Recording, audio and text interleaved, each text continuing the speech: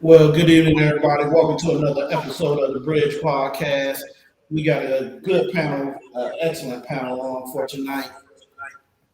We're talking about rights restoration, and we're going to jump right in and ask the panel to introduce themselves, starting with Chico. My name is Chico. My real name is Jackson. Got a reverb. I'm lead organizer for the organization Black Man Build and a former member of the Florida Restoration Coalition. Hello, my name is Deshawn Jones. I am the founder of Shrewsbury Farm, and I am a returning citizen. It's been 7 years now I've been home. Great Rising Kings and Queens. My name is Brother Isaac the Great. I'm the CEO of Encouraging Dreamers, Breaking Barriers, where we teach our youth to dream the impossible while God showing that it's possible. And then we break it down all the barriers that's in front of us, that but I can't, or what, those white folks, all self-inflicted barriers that we put in front of ourselves because you can do anything if you put your trust in God. Okay. So I'm gonna ask the panel.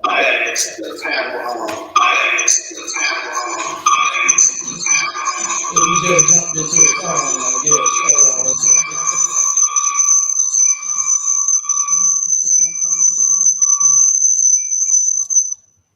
guess. You got it. Yeah.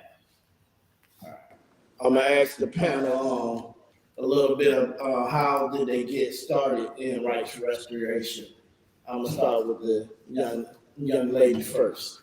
Okay.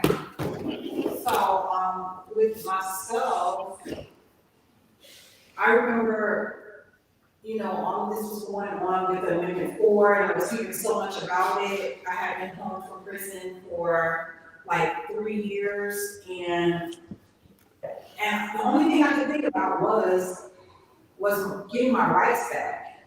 And this came along, Amendment 4, and I remember when it was passed and how excited I was, to where the next morning I went on and I just started Googling everything and finding out information and what I needed to do to restore my rights. And once that was started, I remember calling all of my girlfriends that I was in prison with, and I started saying, listen, we got our rights back. And they wasn't that interested. They wasn't as interested as I was. And I was wondering why. Even though these are our rights to begin with. These are our rights. Our ancestors fought for our rights. But they just wasn't that interested. And I started telling them, well, Lee, let's do this. Give me your name, give me your information, and I'm gonna get your rights back for you. I'll fill out all the information for you. I'll show you how you can do it. And that's how it started for me, was, just assisting with helping some of the women that I knew to get their rights back once Amendment 4 really was passed and it was solid and we could get our rights back. The day that I got my voter's registration card, I remember sitting on my dresser, and it's still in the same place. I remember sitting on my dresser, and I was like, I got my voter's registration card. And I came home and I was in tears. And it made me just sit back and also call my girl, yours should be in the mail soon, yours should be in the mail. And it was a powerful thing for me. It was a very big, powerful thing for me. And in some kind of way, I started reaching out to, the names that I started hearing on Facebook and people who were doing things, and I started getting in contact with them because I needed to know more and I wanted to learn more about this Amendment 4.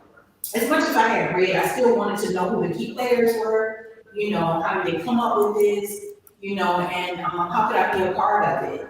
And today, it helped her. She's been reformed, and on my cards I have she's been reformed. It's Amendment 4. Let's vote, and that's what it was about. Well, how I got started with this is due to me losing all my 20s, and in 2017, I went around and I got a petition it was part of getting a petition of getting everybody to vote on Amendment 4. So I got like 5,000 people to sign up. And the funny thing about that was, I ran for village councilman, and running for village councilman, I couldn't vote, but you can vote for me, and that was like one of the craziest things I could ever think of. So and that was for Coconut Grove village councilman. So that was crazy. So that got me. I met my brother over here, Dexter, and when I met him, he just took me to another level. I couldn't get my rights. He ended up helping me get my rights, and in 2 weeks, behold, I had it. And then we just kept moving after that. We just kept pushing, getting people to vote. Getting people to get registered to vote, letting them know the importance of their voting and what it does. How I got into this was the day I got released from prison. I was met by a guy named Desmond Bees. He was the head of the Florida Rights Restoration Coalition. He basically offered me a job to help felons restore their rights. And my first day out of prison, he basically hired me on to ask me to get out in the community and get people to register to vote so they can get the amendment passed. So I went real hard in the state of Florida. I became the Southern Regional Director, and that's when, like I said, I met Ivan, and he came up out of my team, and we just flooded Florida, flooded South Florida, and got a lot of people out to vote. Ari, you want to jump in? Who, me? Oh, what's up, everybody? Well, I just Hold on, Irene. They can't hear you for a second. Go ahead. No, I was just listening, just to get a feel for what everybody, everybody sharing their personal, and just take it from there after. So I'll just listen in for a little bit. Okay, I'm gonna ask the question. What is Amendment 4? Who wants to take it? Who wants to take it? I'll take it. Amendment 4, the amendment was passed in the state of Florida. They gave 1.6 million felons the right back to vote after if they're not convicted of sexual offense or murder, and they had to finish their full term of their imprisonment. So that means if you owe any fines or fees or restitution, you can't be registered to vote until you finish those things, meet those criteria. That's a fact. That's law. If fines and fees have to be paid. Yes, fines and fees, restitution has to be paid. And we've been trying to fight that for the longest too. The same day it goes back into the law. Okay, so when did Amendment 4 take place, and where was it passed? When was it passed? So it took place in 2018, and it was passed in 2020. Yeah. Okay. No, No? no, full passed 2018. Yeah, November 8, that's- 2018. So as of 2018, Florida is one of the 4 states. But 2020, The general election, Amendment 4 was passed November 6, 2018. At the date of Amendment 4 was passed. And it took So effect what you're January. saying was with the opportunity that a lot of returned citizens were able to let their voices be heard, that was why us getting a chance to vote in the presidential race. That's was the headline of that. so yeah, that was our meeting. 2020 was the first time when those people got their rights restored in 2018, they would vote in 2020.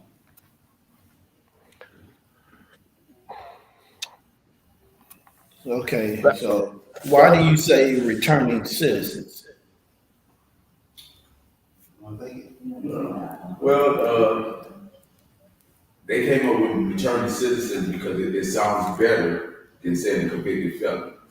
By you saying the convicted felon, it kind of scares people away. So if you're a returning citizen, which we are, we return it back to society.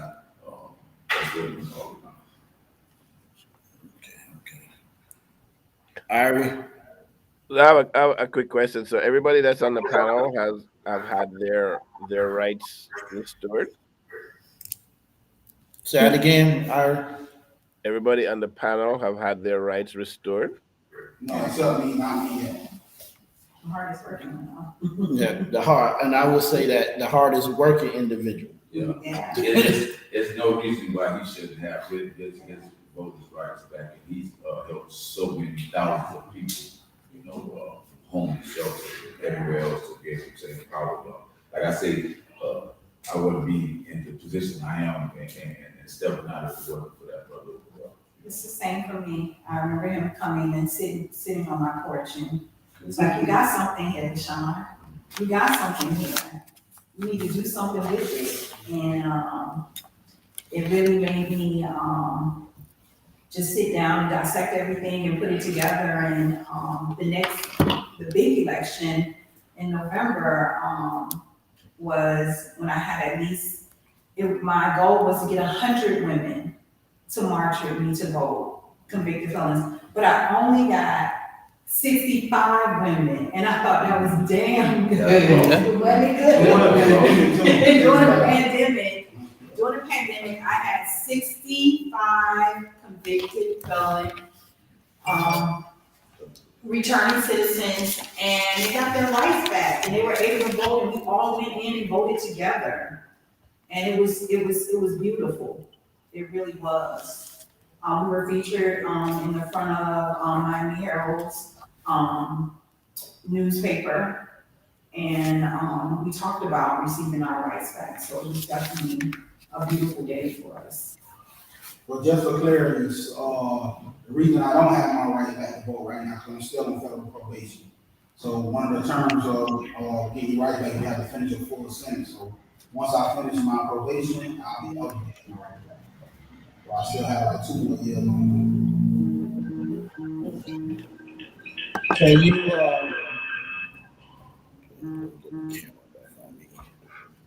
Can you explain the process to getting your rights restored?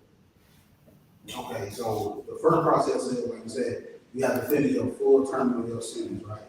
So in my case, I have to finish my probation, or people who are in the halfway house or doing house arrest or anything, you have to finish that first. The next up after that, you have to make sure all court calls and fines and fees are paid, and the whole restitution never has to be paid. Once all those meet the criteria of all those, you can then apply for your right to be restored at that time. So does it cost anything to get your rights restored? Absolutely no, nothing at all. So money shouldn't stop you from getting your rights back. Well, right now, that's the biggest problem we're having with Amendment 4. Okay, now, just for clarity, when the bill was written, they wrote that in the bill that fines and fees had to be paid. So that's not something that DeSantis just put on there added. He just pushed it because that's part of what it's saying. Your fines and fees had to be paid. So it wasn't like they added that on. That was always part of the actual ballot initiative from the beginning. The thing is that now it's become a problem that you got people who have restitution that over millions of dollars that will never ever get right back. So, and you have people like this one young lady when we went to the Congress for, she said she owed $2.6 billion of restitution, and she paying I think it was $120 a month. She'll never pay that off.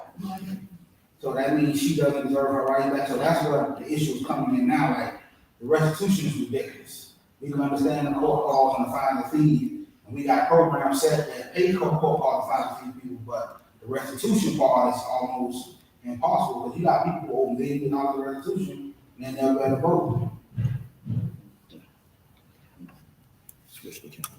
Okay. So where do you go to get an application from? Is it online, or do you have to go to a physical office to get an application? Well, you could go online, or you could go to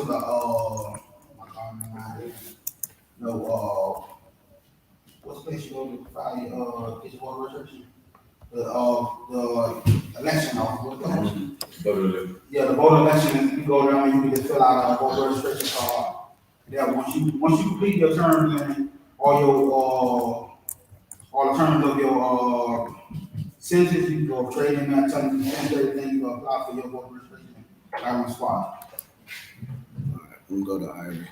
Irie, do you have something? Yeah. So most of us, were, at least, well, I was, paying attention to what the governor, and the Republican Senate, when they were pushing that whole returning citizens have to pay all these fines and this, that, and the other. Um, how many other people who would have been eligible, you know, when the bill passed, are still sort of in no man's land right now? And is there going to be a way forward for almost everybody, um, to get their rights restored, especially those people who are in no man's land right now? Okay, I got that right now for that. Okay, so it was 1.6 million people granted their right back to vote when the bill was passed. But because of restitution, 800,000 are uneligible because of restitution. So over 800,000 of that 1.6 are not eligible because of restitution. And that's not including fines and fees people too. That's just for restitution alone, 800,000 are ineligible because of restitution. Okay. And I know there were, you know, I guess people were trying to set up funding to assist, people to help them move forward with that. Is that still in place? Is that still a possibility? Is it still a reality, to help most of those people with the restitution? Well, we don't have anybody for restitution itself, but for fines and fees and court costs, yes. Restitution, no. We don't have anything set aside for restitution, but the Florida Rights Restoration Coalition does have a program where they pay fines, fees, court costs, but they can't pay the restitution, because the restitution numbers are like ridiculous. So right now, if you have everything besides the court costs, fines, and fees, you can go to the Florida Rights Restoration Coalition and they will pay those fines and fees for you. Do we know approximately how many people have gotten their rights restored? Does anybody know? I don't know exactly. No. We have a person working to do that. Yeah, But I'm asking, but I was wondering, that's why I was gonna It look. was hard to answer that question when she ain't the one asking that question. But I believe it's like half of the number, like it's 1.6. I believe, well, like I told you, 800,000 of that can't, so it had to be under half, so we probably looking at probably about 300,000 maybe. So I'm gonna ask a question here.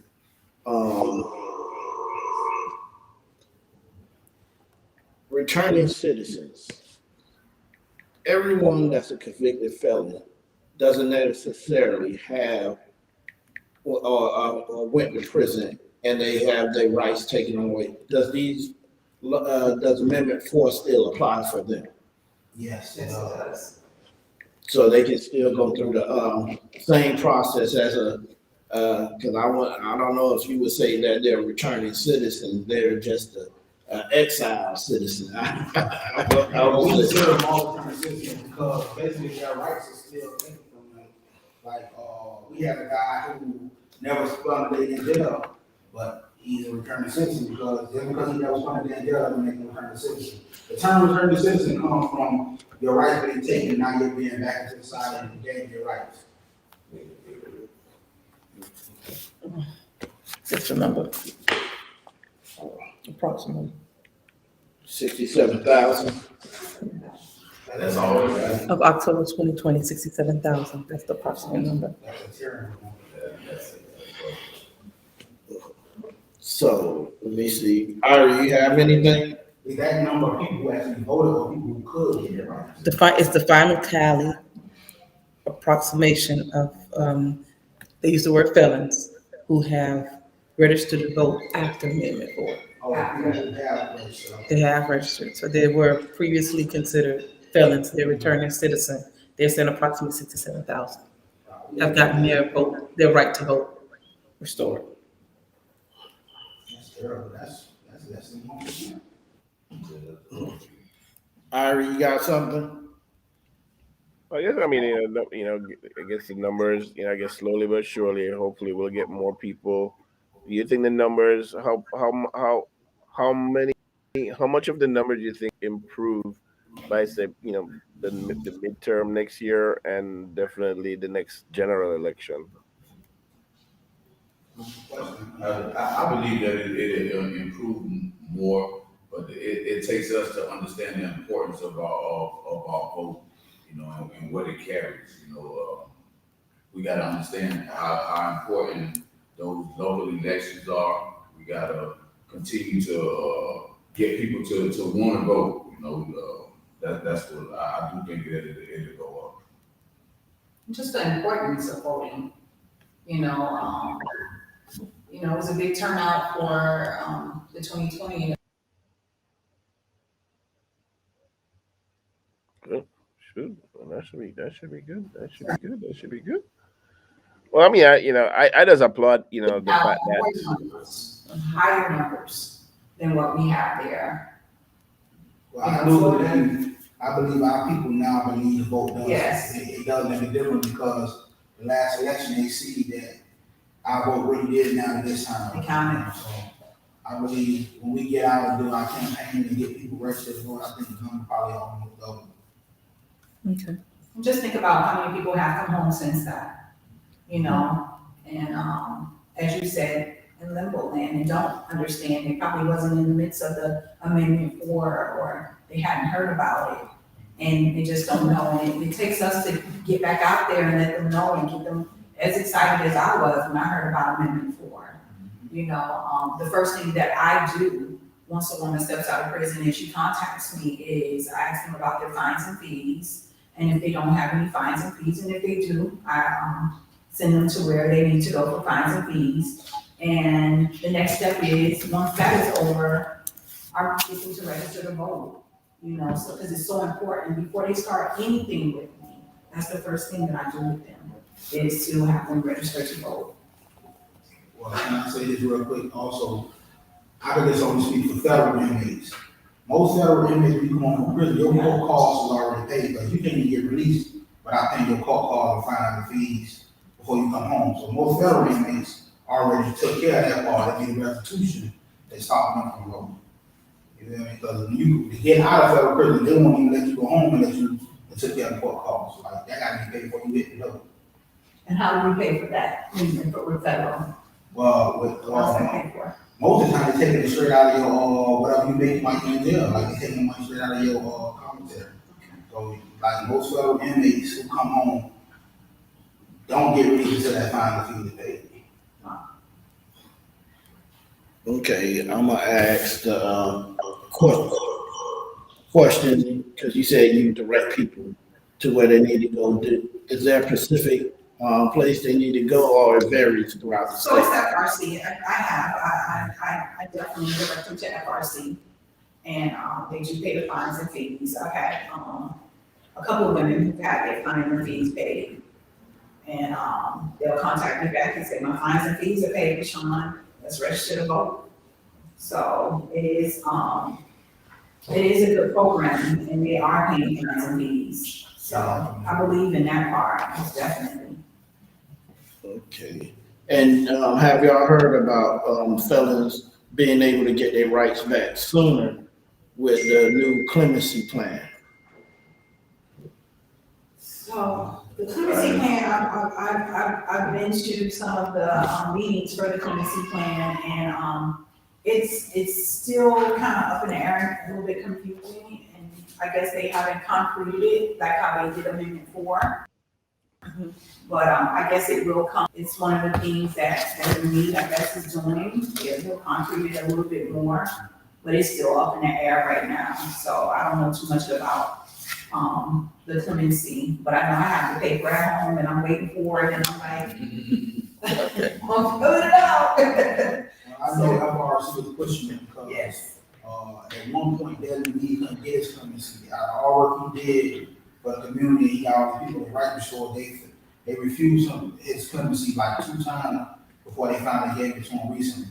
So, I mean, what is so important about that? You know, you getting clemency. Like, is that stopping you from continuing to grow, to excel yourself? I mean, because they don't want to give you a piece of paper. Like, I mean, I looked at that too, and I felt the same way, because I really wanted to do the research on clemency, and what's the other one, that the president gives you? Oh, yeah, the pardon. The pardon. Mhm. So I really did the research on the clemency and the pardon, because the clemency, you still hold the conviction. The pardon takes everything away from off of you. So, as he said, like the clemency, I feel that my conviction tells a story. And nobody can tell my story the way I can. Well, And you clarify something. Okay, so a lot of people get the misconception. get your Amendment, you get your rights to. Amendment 4 only gives you a voter's right. They don't give you your civil right back. Civil The rights. clemency gives you your civil rights back. So that's the difference. That's what the difference. Like, Yeah. I'm still arguing. It doesn't stop you from doing anything else. It doesn't make a difference in your life either way. Your clemency, but a lot of people want it just to have that thing to say they got it, they civil right back. But with Amendment 4, you have your voting right back. That's the main thing, because the voting right was to change the world. That clemency is not going to really change anything but your own personal life. I got a question for you. Can you check and see if after 7 years, if once you free, are you able to get your civil rights? Will your civil rights be restored? That's I done heard that 1,000 times. I want to know fact check. that's something that always comes with that. It's by law at 7 years. If you ain't get in trouble, you ain't going to get your civil rights restored. I don't believe that's true, because there's people who've been fighting clemency for 10 years, 15 years, who still ain't getting it right back. And they tell you Trump to wait 10 years for that clemency. Yeah, so I don't believe that's a fact, because, and it's crazy that you see. The thing what's so messed up about this whole thing, people don't want to face reality, is that even though my rights are taken, even though I can't vote, I still got to pay taxes. So it's like, I'm a tax-paying citizen, so I should have my rights restored to me no matter what, because I'm out here paying taxes. Now, when I'm inside the prison, I ain't paying taxes. Yeah, you can take my rights away, but once I become a tax-paying citizen again in the world, I can have my rights back. My vote should count because I'm paying taxes. So to that question, it says at least 7 years, and after completing all non-financial terms of their sentences, for they can apply. But it's not a concrete, it says at least. That's what I was saying. Yes, it's not a concrete 7. A minimum of 7 years. Yes, And they be thought about. yeah. So let's see. Let's see. Ira, you got something you want to jump in on? No, this is interesting. What's the gentleman's name that spearheaded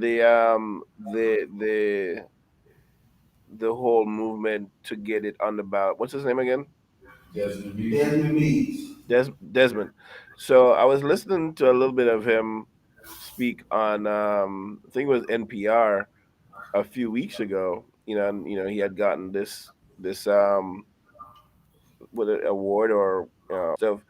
But I think a lot of people,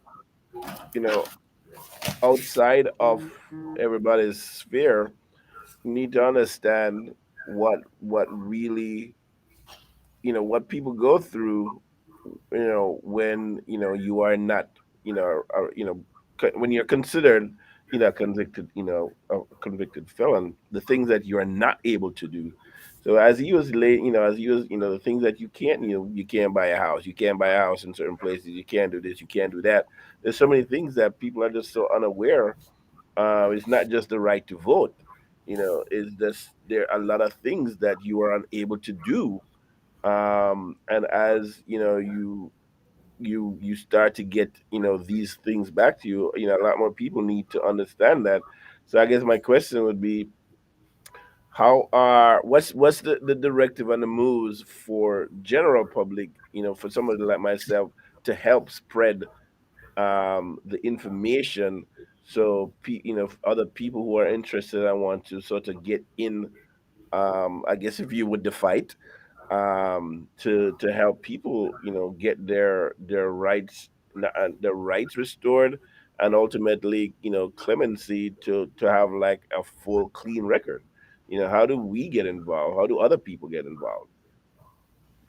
Well, can I say this real quick? A clemency does not give you a clean record. People keep saying that it doesn't make your felony go away, any of that. And so when you still apply, that felony still shows on your record.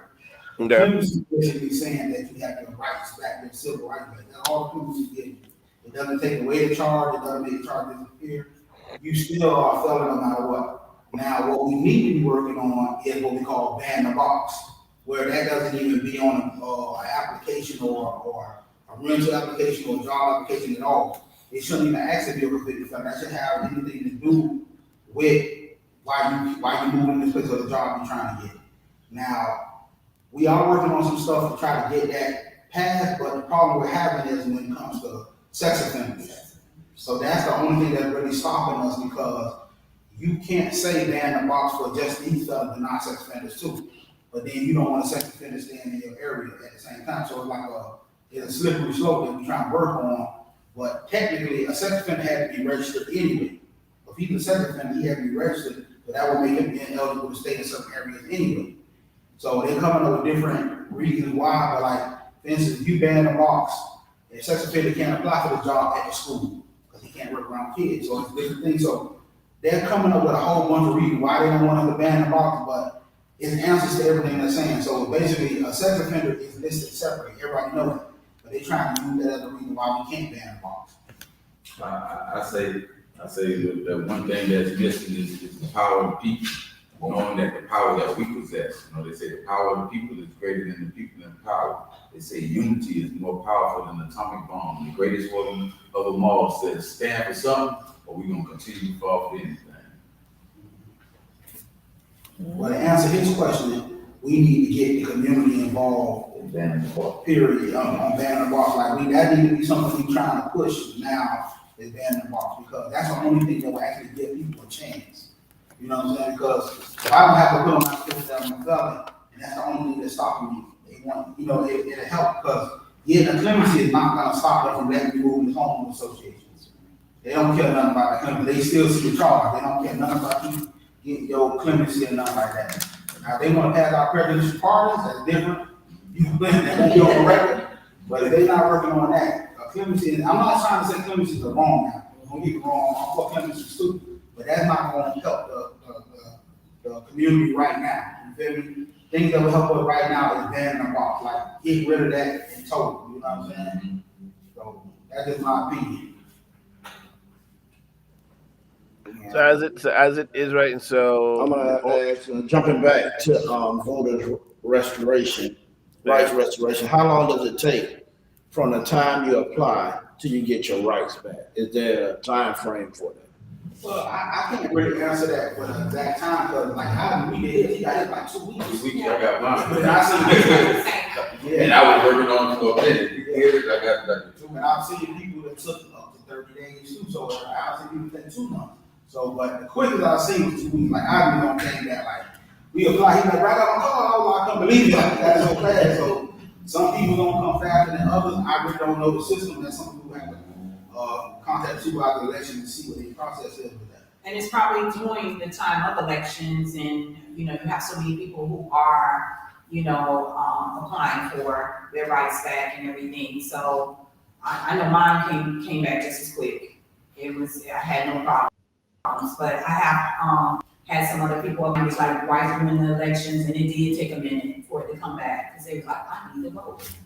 I really want to vote. So I guess it really isn't too much of a time limit we can put on that, but mine definitely came back pretty quick. But like Sean said, what I believe also, during certain times, they're gonna slow it down. Yeah. They don't want us to vote. You have to be real with it. Like, they don't want felons to have the right to vote. I don't care what nobody say.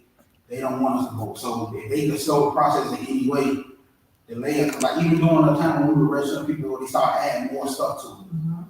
As we were doing registrations for people, well, you can't do it virtually, you gotta do it this way. They start changing, they start adding rules to it. If it's forms weren't turned in, like right now, we go out on campus and get people to register, we don't have to turn it in by a certain time, it could be a minute late by a certain code, they ain't no good, so they were trying to do stuff to stop us from doing it regardless. Yeah, a lot of blocking votes was going on. I had some interviews where they wanted to interview me where they were talking about, how we were in, the minority groups and where we lived, how they were blocking our votes and how they started early. How they started doing this at an early time, trying to block our votes, because they seen us coming. They seen us coming. When we, when that amendment 4 passed, like, they was like, this is not gonna be good. These returning citizens are coming out. And it did. Also, I always like to tell this story because people don't realize how important the vote is, right? So during a term of when we were getting people out to vote for Amendment 4, we actually went out in the community, we were taking people to, we would literally go in the hood, find grandma sitting on the porch, they come vote, we take them a vote. So at this time, we went into the Scott projects. We picked up a couple of old ladies sitting on their porch, it was like 5 of them, we took them down to register to vote. To actually vote, not register to go actually vote. When they got there, they was told they already voted already. These ladies ain't never been, they said they ain't voted the last 10 years, but their votes were already cast already on an absentee ballot. So people don't realize the importance of your voting, but they actually stealing people's votes, you feel me? So people gotta realize, and what a lot of people don't know, for you to live in the housing development, which is the projects, we call them, you have to be a registered voter. The head of the house has to be a registered voter. So that mother who's on a lease, she's a registered voter. Or that father, whoever the person is whose name is on that lease for the project, they are registered voters, and the government and people in the world know that. So those people, they look at, they see Miss Susie ain't voted 10 years, oh, we can go ahead and put me out of her ballot. Nobody she gonna let them know. So people gotta realize the importance of your vote is really important. They won't be stealing if it wasn't true. What kind of things are needed with the application? Are there documents you have to provide? Is there anything with the actual application? For the voter registration? Yes, to No. register. Just your ID number, that's it. As long as you know your information, your ID, your social, your information, nothing else is needed. Nothing. And how complicated is the form? Maybe Not at some all. people think it's so complicated. Not at all. So 1, 2, 3, 4, 1. Well, let me explain this. On the beginning of the form, it asks you 3 specific questions. If you answer one of those questions, the opposite is gonna automatically tell you you're not eligible to vote. So I don't remember the exact details, but basically put yes on all 3 of them, and then you're able to register to vote.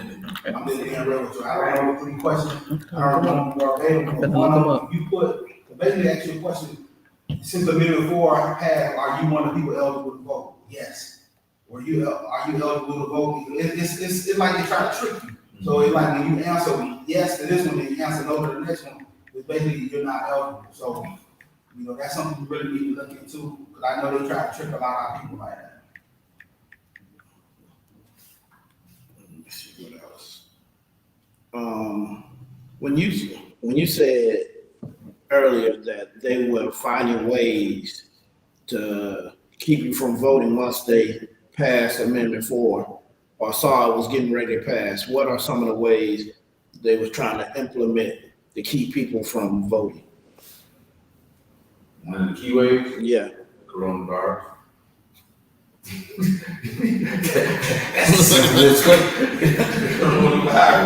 What was the question? Well, some of the ways they were trying to keep us from voting once Amendment 4 had passed and we had a surplus of new voters. Well, I'm gonna say the first thing was the restitution. They threw that out there so fast. Like they went at us hard. Like yeah, we gave y'all Amendment 4, but no, stop right now, boom. Because you had a lot of people when Amendment 4 passed, people started registering the next day. So those people were able to actually register, but then they came over the fine fees and this got to be paid. So that's what I was talking about, because when the day that it passed, I registered. And I was able to register with fines and fees. Yes. So if you were in that time period and they said, okay, it has been passed, and if you had fines and fees, it didn't say anything about it yet. But once you begin to register, and probably what happened was so many people registered in that time frame to where they had to put some barriers on it and say, oh no, we gotta stop this. Personally, I registered 1,500 people to vote right after the election. Like that week, them 2 weeks, I was registering people every day. Like that's how many he literally came in, he was one of the people. Like everybody I registered got their voter registration card. Like it was crazy. They didn't like that. There were like too many people registered at one time. Like they started thinking there was something going on. You know. Okay, yeah. Well, we got 3 questions right here, right? Oh, that's what I was looking for. So the first question is, are you a returning citizen? I mean, are you a citizen of the United States? You know that's yes. It say the next question say, I affirm that I am not a convicted felon, or if I am, my rights have been restored. You will say yes right now, right?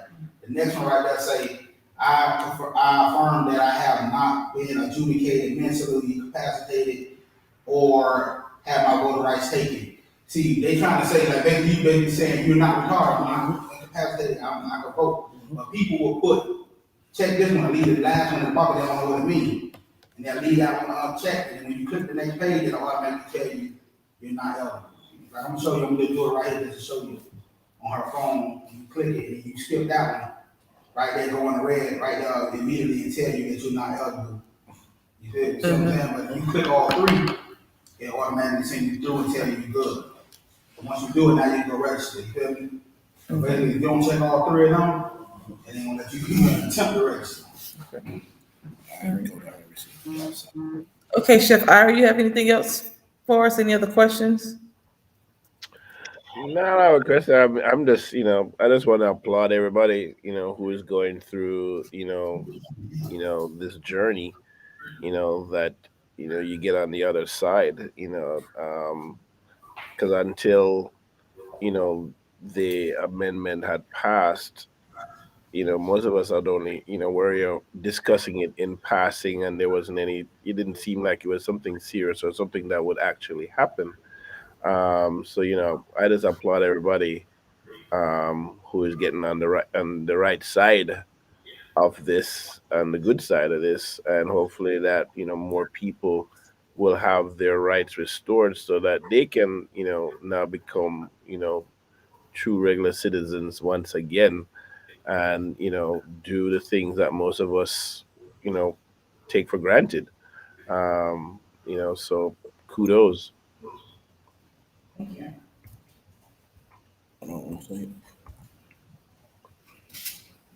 All right, Ari.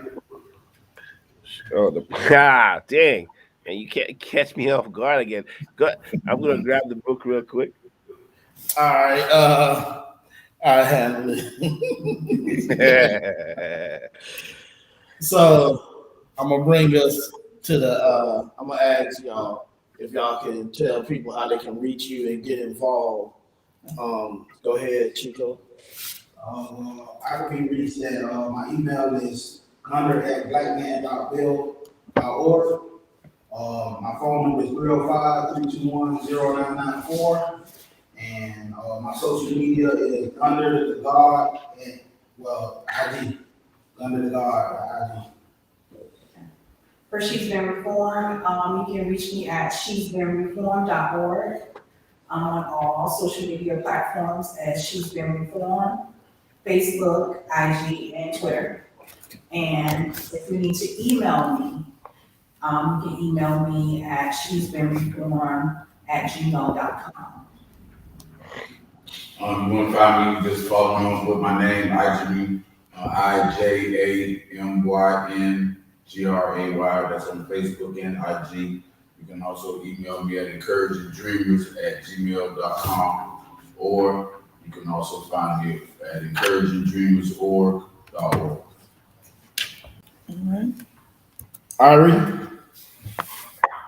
So yeah. So of course, always gotta plug the book, Taste the Islands, Culinary Adventure in a Caribbean Kitchen. It features 2 seasons, recipes for 2 seasons of the show we did on PBS, American Public Television, Create TV. And so you can get this on Amazon. If you're out there and you already have a copy and you'd like for me to sign it, we can arrange that. Or we can, all that good stuff. So, Stacey Allen's Culinary Adventure in a Caribbean Kitchen. That's what we got. Um, of course, Ricky Smiley, I won't be on until later in the month, probably the end of the month. I think that last Friday, and I'm assuming that because it's Thanksgiving weekend, they may not be in studio. So I'll just stay tuned for for the date that I'll be on. And of course, Thanksgiving is coming up, and it's time again, I guess, for my yearly um, distribution for single moms. So we're actively, starting to get things together for that. Where so I definitely need to have people's name on lists so we can provide for them. So it's not just a random show up. We cater to people who are on a list, and we're gonna have the distribution on the Tuesday before Thanksgiving, and it's gonna be at the Lali Lali the YMCA there in Fort Lauderdale off is off what's that, Sunrise, in that area. So yeah, I don't have the exact address with me right now. So that will be on a Tuesday. So that's what I got coming up for the holiday season, and the book and Ricky Smiley and all that good stuff. All right, so I'm gonna take us out. I'm gonna take us out. This has been another episode of the Bridge Podcast. Peace. It's